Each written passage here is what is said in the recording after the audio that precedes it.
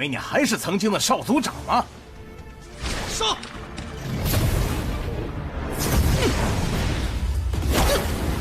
三爷爷，把他给我杀了！族长出手是何居心？明启，你没死。悬空山的狗鼻子还是灵啊！看个后面吧。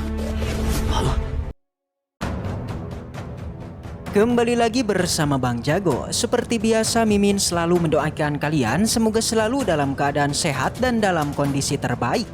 Di video kali ini Mimin akan menceritakan sebuah donghua series dari Supreme Emperor. Dan bagi kalian yang mungkin baru gabung, Mimin saranin untuk nonton bagian sebelumnya dulu. Linknya ada di deskripsi. Tak berlama-lama langsung saja kita masuk ke isi ceritanya.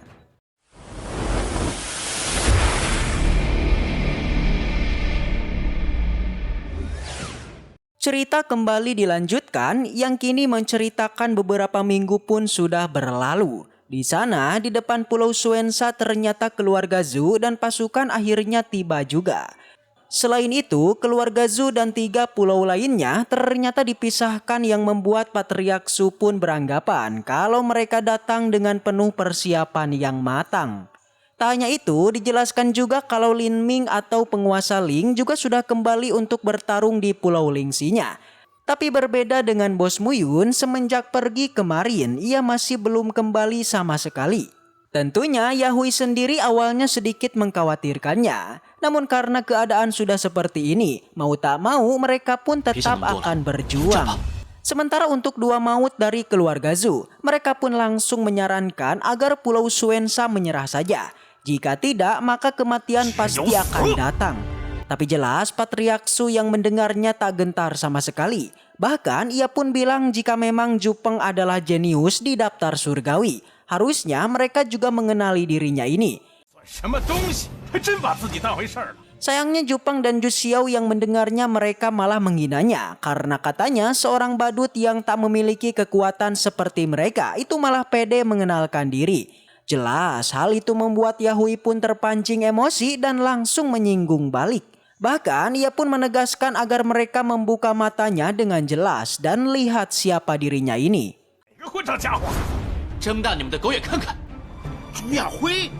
Sontak mereka yang tadinya sangat arogan sekarang langsung dibuat panik menyadari kalau itu adalah Zhu Yahui. Tentunya mereka juga tak percaya dan menganggap kalau dia itu malah berpura-pura menyamar menjadi Yahui. Karena memang Yahui sendiri sudah lama meninggal. Bahkan posisi Patriark Zhu muda di keluarga Zhu sampai sekarang masih kosong. Tapi jelas Yahui pun menegaskan kalau ia tidaklah berpura-pura, melainkan ini adalah Yahui yang asli. Bahkan ia pun sampai menunjukkan token keluarga Zhu-nya. Namun di sana 2 maut yang melihatnya, mereka malah langsung berpikir licik dan memfitnah Pulau Suensa karena sudah menculik patriark mudanya. Bahkan ia pun mencoba mengarang cerita kalau Yahui tetap bukanlah patriark muda yang asli dan ini hanyalah sandiwara dari Pulau Suensa agar bisa menyudutkannya. Tentunya ia pun masih beranggapan kalau semuanya adalah palsu termasuk token keluarga tadi.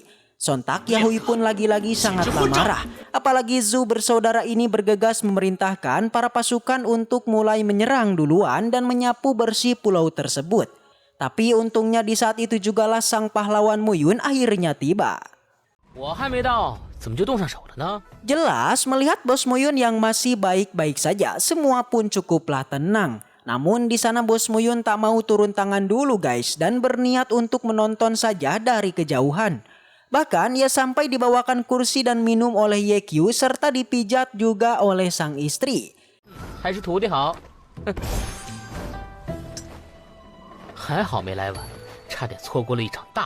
Zhu Peng bersaudara yang melihat keberadaan dari Bos Muyun, mereka pun langsung teringat kalau Bos Muyun lah yang sudah mengeksekusi banyak murid dari keluarga mereka. Tentunya mereka pun langsung berniat membalaskan dendam dan turun tangan langsung. Tapi sayangnya Yahui yang melihatnya juga tak tinggal diam dan bisa dengan mudah menyudutkan keduanya. Sampai Zhu Peng turun tangan dan mengeluarkan teknik langit dan bumi. Sontak Yahui yang melihatnya ia pun cukuplah kaget karena ternyata dulu ialah yang mengajarkannya teknik tersebut. yang pada akhirnya ia pun juga dengan senang hati meladeni dan pertarungan pun tak bisa dielakkan lagi. Yang sudah jelas tak butuh waktu yang lama untuk Yahui pun mendominasi pertarungannya. Tapi di sana hal itu justru malah membuatnya semakin marah dan akhirnya menunjukkan metode kultivasi primordialnya. Sontak Yahui yang melihatnya lagi-lagi sangatlah kaget karena ternyata metode ini adalah seni bela diri dari ayahnya.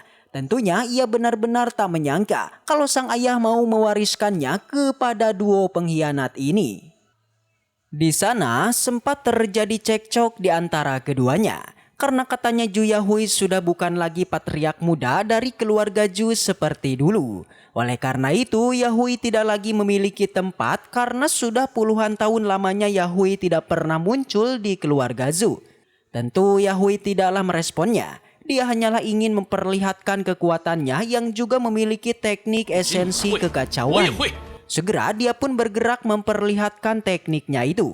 Dan akhirnya pertarungan pun kembali dilanjutkan. Dua teknik yang beradu berasal dari keluarga yang sama. Baik Zhu Peng dan Yahui, keduanya mengeluarkan teknik esensi kekacauan dan akhirnya Yahui lah yang mendominasinya.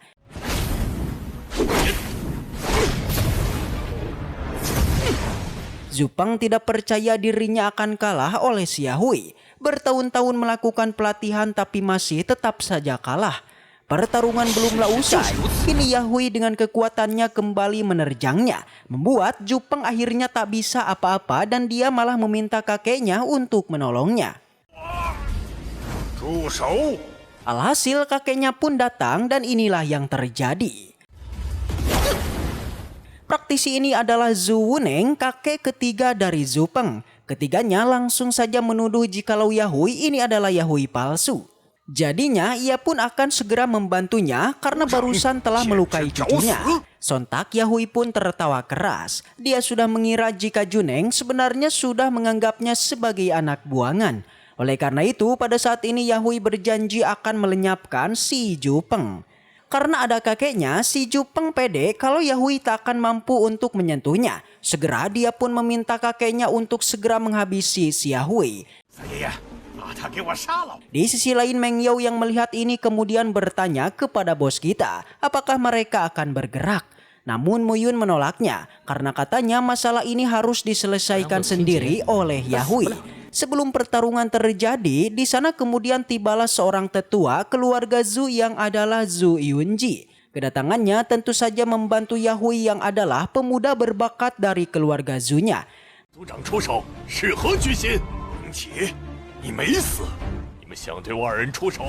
Namun tetap saja Juneng tidaklah menganggap Yahui karena katanya si Yahui itu sudahlah tewas. Jadinya dia menuduh kalau semua ini adalah ulah dari bos Mu Yun, yaitu membuat replika Yahui dan juga Zhu Yunji. Di sini momen epik pun terjadi, di mana hanya dengan satu gerakan saja YQ menaboknya dengan sangat memalukan. Sontak Juneng auto kesal sampai akhirnya muncullah satu armada kapal Gunung Xuankong yang ingin membantu Juneng. Seperti halnya kelompok penjahat, pasukan Gunung Xuankong ini seakan-akan menuduh jika Yahui dan Yunji sebenarnya adalah kedua pengkhianat yang harus mereka basmi.